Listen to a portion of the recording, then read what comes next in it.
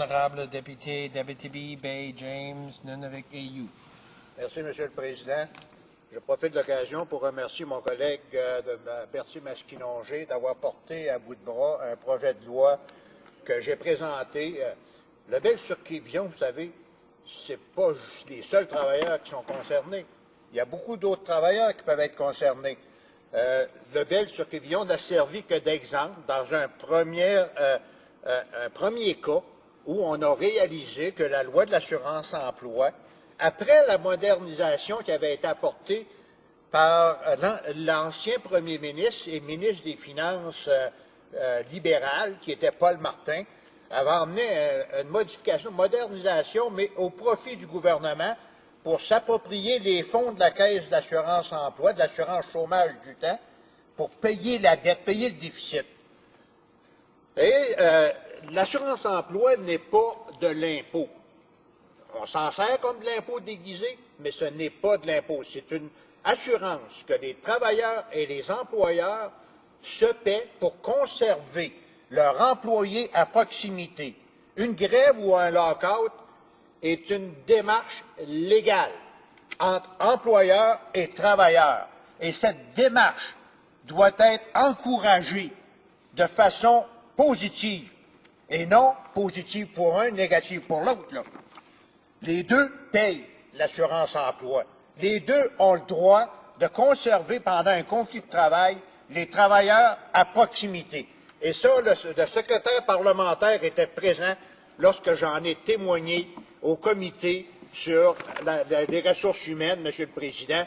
J'ai expliqué très clairement ce en quoi consistait le projet de loi en question, le C-395, et ça sert à exclure de la période de référence la période que dure la grève ou le lock-out, qui sont des mesures légales. Ça n'enlève rien au gouvernement, ça ne coûte rien au gouvernement ni à sa trésorerie.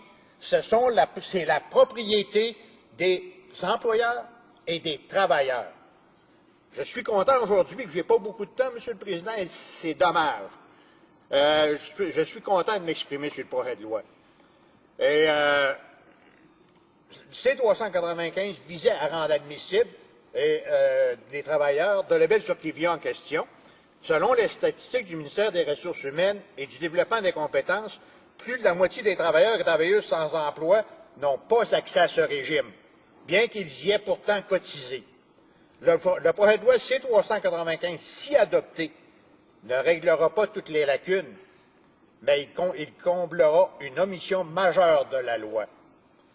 Je parle ici du cas des travailleurs et travailleuses qui ont perdu leur emploi suite à un très long conflit de travail, que ce soit une grève ou un lock-out, qui se retrouvent exclus du régime d'assurance-emploi, ce qui pourrait être le cas, et le ministre des Ressources, de l'Énergie et des Ressources, qui aussi ministre délégué pour la région de Montréal, pourrait avoir à faire face à ce problème dans le cas du Journal de Montréal si demain matin, Québécois décidait d'abandonner le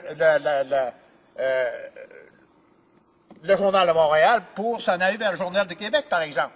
Tous les journalistes et les employés du Journal de Montréal, 253, et ça fait les nouvelles aujourd'hui, là. Tous les journalistes n'auraient pas le droit à l'assurance-emploi. Et dans une économie moderne, Monsieur le Président, c'est inadmissible, c'est injuste. Et c'est pas parce qu'une injustice a été créée dans le passé, il est du devoir des parlementaires, lorsqu'ils en prennent connaissance de cette injustice, de la corriger. Et c'est pas par idéologie et ligne de parti qu'on doit éviter de le faire. Je pense qu'il est important pour tous les élus de faire preuve d'empathie lorsque vient le temps de discuter de mesures à aider les travailleurs et travailleuses et en même temps encourager, Monsieur le Président, l'occupation du territoire. Ça va peut-être faire plaisir aux conservateurs d'apprendre que ça existe depuis Mackenzie King. Et Mackenzie King avait la réputation de consulter les fantômes. Pas le chef du Parti libéral, là, de consulter les fantômes. Et même si, à l'occasion, le chef libéral joue à ça, il demeure un point c'est que, à l'occasion, c'était fait ça a été mis en place pour maintenir l'occupation du territoire et, dans le temps, s'en aller vers une économie moderne. Malheureusement, dans cette économie moderne, l'assurance-emploi n'a pas suivi.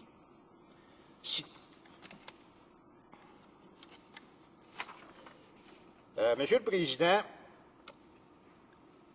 on a plusieurs élus du Québec. Je comprends que l'idéologie de l'Ouest par rapport à l'Est peut être différente. Je comprends qu'une ligne de parti peut s'immiscer, mais on a des élus du Québec qui font partie du gouvernement, qui connaissent l'idéologie, justement, et la culture du Québec, qui peuvent expliquer à leur parti et démontrer un certain pouvoir à l'intérieur de leur parti. C'est le temps de le faire, là, pour les sensibiliser aux besoins de la société moderne et de plus en plus nécessaire d'occuper le territoire, parce qu'on est en problème économique. C'est pas le ministre des Finances reconnaissait qu'on est une affaire de tout près de 170 milliards en déficit actuellement, là. Mais c'est pas ça appartient pas à une catégorie de travailleurs spécifiques et d'employeurs de payer le déficit à eux seuls. Je fais remarquer qu'en tant que député, nous ne participons même pas à l'assurance-emploi, ce qui, par le fait même, nous éloigne d'aider à payer le déficit, parce qu'on se sert de l'assurance-emploi pour payer le déficit. Contrairement à ce que le secrétaire parlementaire pense, favoriser un parti par rapport à l'autre, moi je pense que c'est distorsionné et disproportionné le principe, les circonstances et les faits. Et c'est déplorable. Le message de l'ONU devrait pourtant sensibiliser le gouvernement à l'opinion mondiale manifestée par le Canada dans cette démarche-là. Et qui représente le Canada? C'est ce gouvernement, Monsieur le Président. Le projet, comme je l'ai expliqué tout à l'heure, Monsieur le Président, c'est d'exclure la période.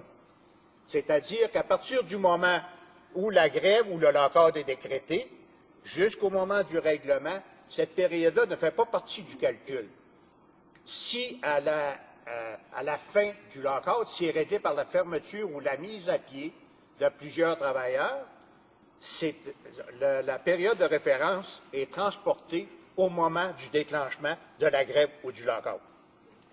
Et s'applique comme si c'était à cette date-là.